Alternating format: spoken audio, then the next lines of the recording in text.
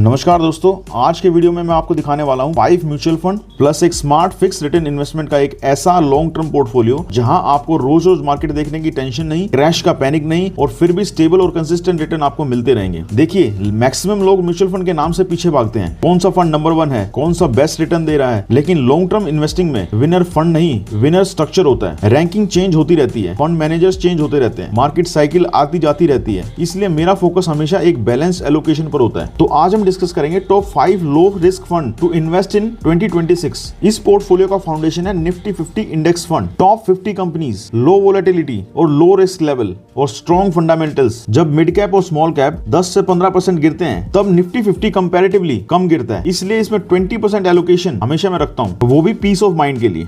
उसके बाद आता है वैल्यू एंड कॉन्ट्रा फंड। यहाँ पर उन कंपनीज में इन्वेस्ट किया जाता है जो टेम्परेरीली इग्नोर हो रही होती हैं, पर फंडामेंटली बहुत स्ट्रॉन्ग होती हैं। लॉन्ग टर्म में ये कंपाउंडिंग का रियल मैजिक दिखाते हैं। यहाँ पर आप 15% एलोकेशन रख सकते हैं और ये भी actually medium to low volatility के फंड्स होते हैं। इन फंड्स में 15 to 18% CAGR हम एक्सपेक्ट कर सकते हैं। अब बात करते हैं सबसे अंडररेटेड कैटेगरी की, यानी dynamic asset allocation balance advantage fund. इन फंड्स का एक्चुअली रोल होता है रिस्क कंट्रोल करने का। ये लो वोलेटिलिटी फंड्स होते हैं। इनमें हम आइडियली 30 to 35% एलोकेशन अपने फंड का रख सकते हैं। ये लॉन्ग टर्म के अंदर आपको 12 से 15% का रिटर्न इजीली प्रोवाइड कर सकते हैं। ये फंड एक्चुअली मार्केट के हिसाब से अपने एलोकेशन को ऑटोमेटिकली इक्विटी और डेट के अकॉर्डिंग एडजस्ट कर लेते हैं। मार्केट महंगा हो तो इक्विटी कम, मार्केट सस्ता है तो इक्विटी ज्यादा। इन्वेस्टर्स को कुछ करने की जरूरत नहीं। ये कैटेगरी एक्चुअली पोर्टफोलियो का शॉक एब्जॉर्बर होती है, इसलिए यहाँ पर 30 to 35% एलोकेशन तो बनता है। इसमें फोर्थ आता है फ्लेक्सी कैप फंड। थोड़ा ग्रोथ बूस्ट चाहिए पर कंट्रोल के साथ। फंड मैनेजर को फ्रीडम होती है, लेकिन अच्छे flexi cap fund large cap में अपना एलोकेशन हमेशा ज्यादा रखते हैं, इसलिए इस कैटेगरी को भी हम 15 से 20% एलोकेशन दे सकते हैं। ये लॉन्ग टर्म में हमें 16 से 19% तक का रिटर्न इजीली प्रोवाइड कर सकते हैं। इसमें फिफ्थ कैटेगरी में आता है गोल्ड म्यूचुअल फंड या गोल्ड ETF। गोल्ड ETF और गोल्ड म्यूचुअल फंड्स हमेशा पोर्टफोलियो का इंश्योरेंस होते हैं। जब इक्विटी गिरती है तो हमेशा गोल्ड सपोर्ट देता है, लेकिन याद रखिए गोल्ड में ओवर एलोकेशन गलती होती है, इसलिए आपको हमेशा 10% के अराउंड ही अपना फंड गोल्ड में इन्वेस्ट करना चाहिए। So guys, mutual fund investing is not about chasing top rank funds, it's about building A portfolio that survives every market cycle. अगर आप भी चाहते हो ऐसा पोर्टफोलियो जो टेंशन कम करे और कंपाउंडिंग को काम करने दे, तो ये वीडियो सेव करो, शेयर करो अपने फैमिलीज के साथ और फॉलो करो हमारे अकाउंट वेल्थ वाइज इंडिया को ऐसे ही फाइनेंशियल टिप्स के लिए। Thank you so much.